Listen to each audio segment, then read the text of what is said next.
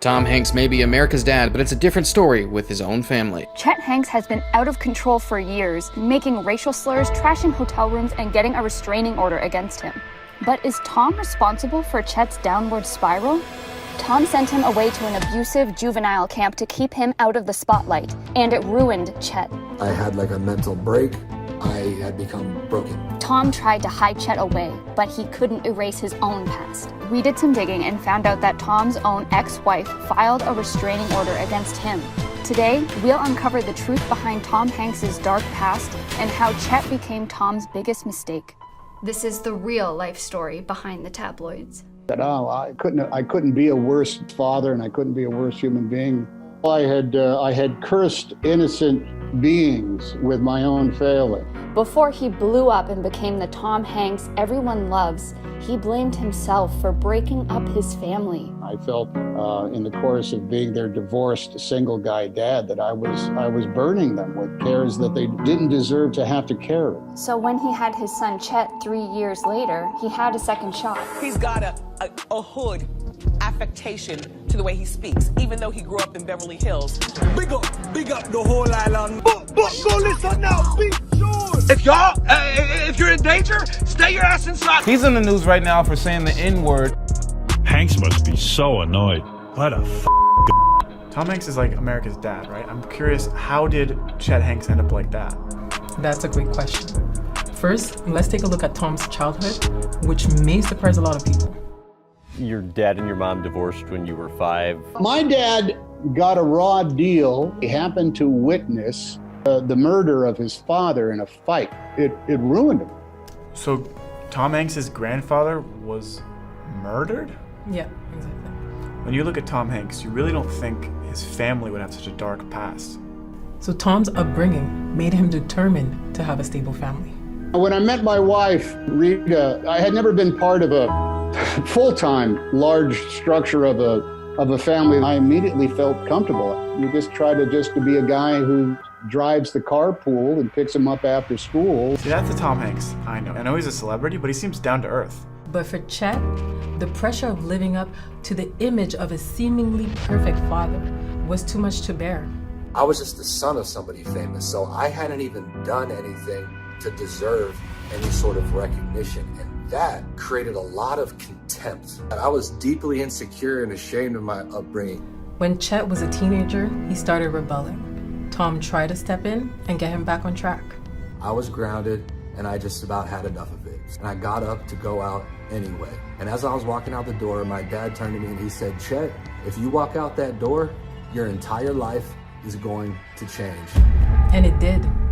Instead of letting Chet learn from his own mistakes, Tom sent him to a wilderness camp for 15 months.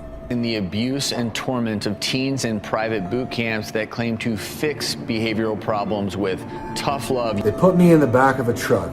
They tell me to take my bandana out and blindfold myself. And they proceed to drive me into the middle of nowhere, the high desert of southern Utah. You are not allowed to speak to anybody, and nobody is allowed to speak to you.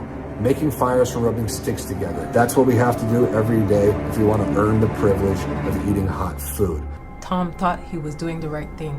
He had limited contact with Chet, so he wasn't aware of how awful it was getting. It was like psychological torture. They wouldn't tell you when you're leaving until the moment before. So you're constantly waiting for that moment. Well, after 15 weeks, I finally feel like that moment's gonna happen for me. They approach me and they say, "Hey, we got good news, Chet." And they go, "You earned a phone call with your parents." And I just completely, pretty much disintegrated. I had like a mental break. I had become broken. When Chet was finally released, he was spiraling out of control. They're making me out to be like the fuck up like son of Tom Hanks, and then I just like bought into that. Yeah. I was like, fuck it. If I'm gonna be the fuck up son, then I'm gonna be the biggest, like the biggest one of them all. I was selling coke, doing coke until I couldn't even snort up my nose anymore. He caused £1,000 worth of damage after trashing a London hotel room. And Tom's relationship with Chet had never been more strained. I wasn't even on speaking terms with them. Like our relationship had gotten so bad. Tom must have felt like he failed his son. But this wasn't the first time he had failed his family. During Tom's first divorce, His ex-wife, Samantha Lewis, filed a restraining order against him. She claimed, "My husband has repeatedly verbally abused and humiliated me during the past 90 days in my home. This caused me to suffer great emotional distress." Tom Hanks having a restraining order against him, that really does not line up with the America's Dad image he has. Tom denied the accusation, but it was clearly a bitter fight. Well, I felt like I was a complete abject total failure, and everything I thought was working was actually not working. To avoid repeating the same mistakes and losing his second family, Tom had to remind himself what he learned from his divorce. It's a place that everybody comes to in their life for one reason or another. And you work through that till you figure out that, number one, you have been an idiot, but number two, you're no longer an idiot. And this will pass. You just got to have a little bit of faith in the goodness that is inside yourself. And this was a lesson Chet had to learn as well. There's like a point you get where you're just like, this is like not the life I was meant to live. Like, what am I doing? And I was at that point when I found out I was having a kid. That you had a baby. Was that sort of what all of a sudden made you wake up? That's pretty much single-handedly what it was. Tom couldn't control his son's life decisions, but as Chet tried to get sober for his daughter, Tom had to decide whether or not to support him.